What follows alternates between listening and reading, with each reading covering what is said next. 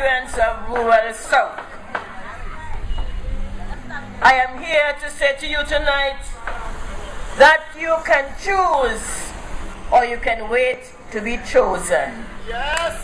Choose or be chosen. If you do not make the choice, then someone will make the choice for you. Yes. I want you to realize that our party, the Antigua-Barbuda True Labour Party, is here with a plan. We don't have parties. We don't have entertainment. What we bring to you is the reality. The reality that we must live in a country which has been eroded. A country that has been raped. A country that has been dragged down. And we are here to build it back up. I say to you tonight that True Labour provides you with the option. You have the choice. We provide you with the option, but you have the choice. In 2012, 30th November, in the Carib Arena newspaper, one Mr. Colin Sampson says that he knows that a third party is needed. He says, I myself and countless others have repeatedly expressed the view that a political alternative or third party is absolutely essential if we are to see any forward movement in our nation's political development. 2012, November 30th, Colin Sampson said that. And we are saying to you that we the people in True Labour, did rise to that occasion. We found out that the Antigua and Barbuda Labour Party was not fighting the issues of the Antiguan people. Instead, what we had is a fight for position within the party. More money and time and effort was spent in trying to set up themselves in a party, and very little energy spent fighting for the people of Antigua and Barbuda. I want you to realize that when someone is elected as a representative, that person has a responsibility to the constituency. How many of your representatives have been available to you? Very few, if any. At 5 years, when it's time for elections, they come running to you, reminding you that you are a supporter of a party.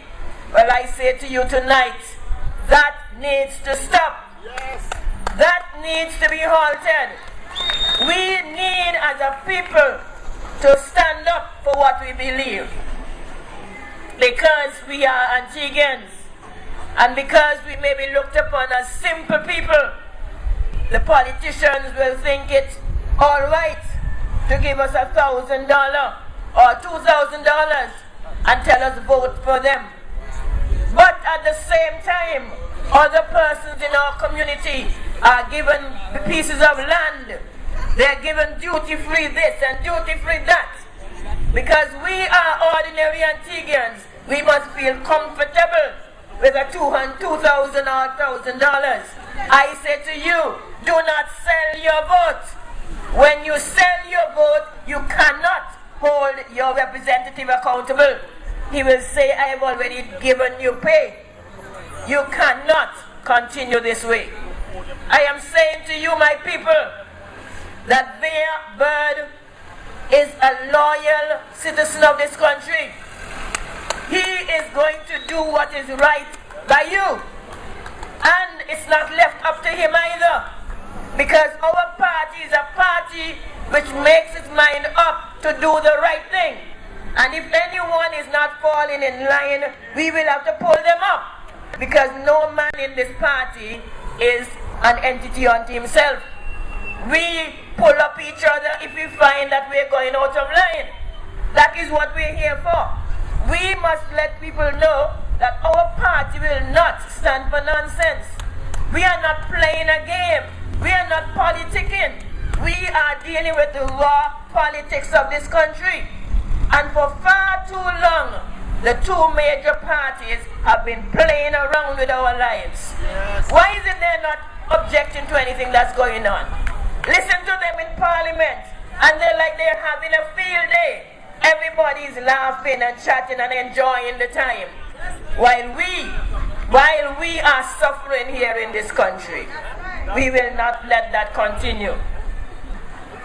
I want you to realize too that our party, having 5 members, have 5 true members, yes, while the other parties are amalgamations.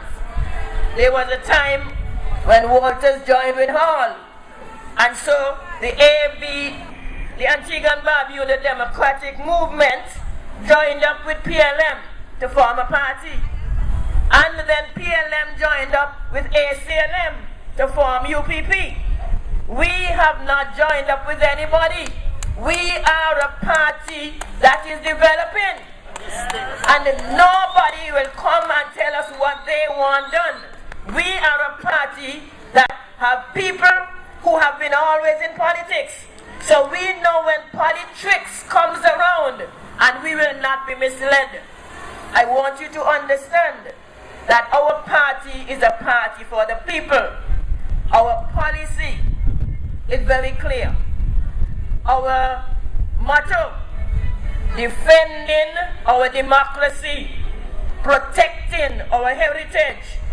And when we came up with that, it wasn't easy. It was a soul-searching situation, because we wanted to ensure that our motto says what makes sense.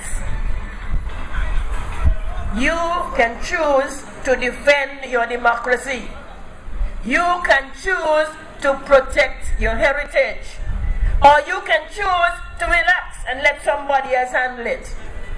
Today, I heard Robin Yearwood arguing about democracy and saying that what's happening is not democratic and our country needs to be a democratic country. We said so long ago when we found that the Antigua and Barbuda Labour Party was being undemocratic.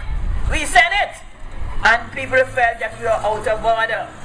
Well, if in a party you cannot be democratic, how will you be in the country?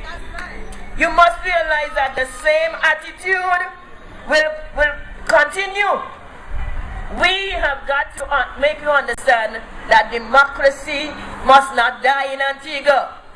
If you cannot be democratic, then you're going to be autocratic. And you know what happens when people control. We don't want that in Antigua. And that is why we have formed our party. Because our party must have democracy in it. We cannot be a part of anything where people are going to be dictators. I'm sorry. We want a democratic party. We intend to make a difference in this country. I listened yesterday as the gentleman from APUA spoke about water in the schools.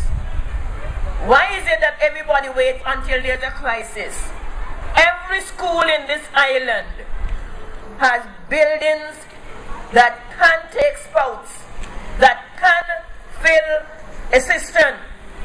And all you need in these schools is a pump, so that that water which comes from the rain is used to flush the toilets, to water the gardens and whatever. But nobody sees that to do until there is no water in the schools and the children are sent home. All of a sudden, we will be sending people into the schools so that they can check and see if a pump is needed here or a pump is needed there. And we'll assist with the plumbing if needs be.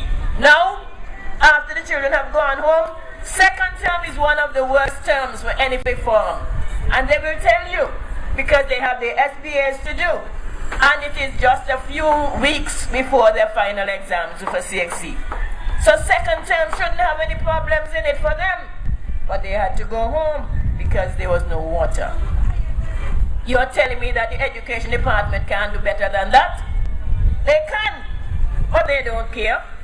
If they cared, they would have done something about it before. We have been hearing since last year that there is a drought on. Therefore, the education department had a right to begin to look into its schools to see what can be done to ensure that there is no hitch. But we waited. And so the school children were sent home. And now we are saying, let's try and get some pumps. Let's do this, let's do that. We are the proactive people. We will not wait until we have a crisis. Because you see, many people fail to realize that when something falls down, it's not sudden. It is because that thing has been eaten out by termites. And while it is eating out, it is getting weaker and weaker.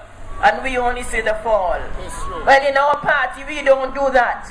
In our party, we look, we search, we examine, and we ensure that what we do can stand the test of time. And that is why we are not talking about any 500 houses in 500 days. We are talking about sustainable jobs. Sustainable employment. We look through and we realize we can't compel anybody to import our stuff, but we can legislate within our country so that what we make is utilized here. And that's how we build our country. So I want you to realize that the Antigua True Labour Party is no joker spade. We are not walking behind anybody. We are not playing their games. We are working. And we are the people who understand politics because we have been involved in politics all our lives. We are not just comers. I also want to say to you that we will take a serious look at the education department and what is happening to our young people. Many people believe that mathematics is not being passed by our students because they're lazy or they don't want to apply themselves. But I am saying to you that mathematics in our schools must be looked at from a different perspective. Just like you specialize in home economics, where you have teachers doing needlework, and you have another set doing home management, and another set doing home economics, which is the cooking part of it. In mathematics, we need to specialize too, because everybody does mathematics. It's compulsory. And all we need to do is to have the teachers specially trained in the specific areas so that the children can get the best of the teachers. It's an experiment that I tried at Pilgrim at Princess Margaret School. And it worked because students began to pass mathematics. But you know what it also does? It also tells us whether the teachers are teaching or not. Because if you're teaching a set of students and nobody is passing, something is wrong. Your methodology is wrong. You need to do something about that. And so we have to reach the stage where we say to our teachers, we want you to specialize and have the specialist teachers treated properly.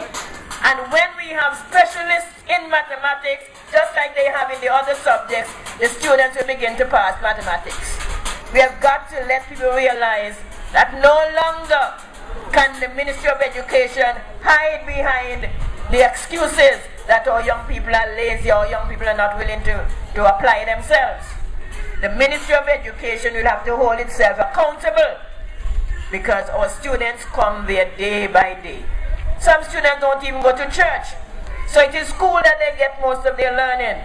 And if we are not taking care of them then who else will? We asked them all to get these pretty little things tagged on to them called name tags. And didn't they comply? You asked them to buy uniforms, don't they comply? You asked them to buy special belts, special ties, special things to wear to school, don't they comply? Then why is it that they're not complying when it comes to learning? Because maybe we need to make it a little more attractive. Maybe we need to get our teachers on the ball and teaching with the joy of teaching so that it's not a burden to them, it's not a burden to children. We need to get our teachers to understand it. It is one thing to know the subject, it's another thing to impart it. And so they must learn to teach. Otherwise, our children will not get the benefit of their expertise. And so I say to you, my people, that True Labour is here with a plan to move this country forward. We are not here to fight UPP. We are not here to fight ALP. We are here to tell you that each and every one of you have a choice. We are giving you the option, the third party, the best option. We advise you to choose well, and vote True Labour, wherever the candidate is. And tonight, especially in rural South, I say to you, do not let Bearbird get away. Hold him now, vote for him, and he will work with you, because we don't have all the answers. We have to work with you. And as he said earlier, every constituency where we have a candidate, provided we win the seat, we will all open an account. All of us will be doing it. We will ensure that we have our constituencies registered as friendly societies, because our constituency allowances will not be going in anybody's pocket. It will be going on the bank in the branch's name, and that is standardized for all our constituencies. So I'm telling you now, you can hold us to that. We are a people who are dependable, we are accountable, and we are honest individuals. I say to you, vote True Labour and have a voice in the running of your country. Good night.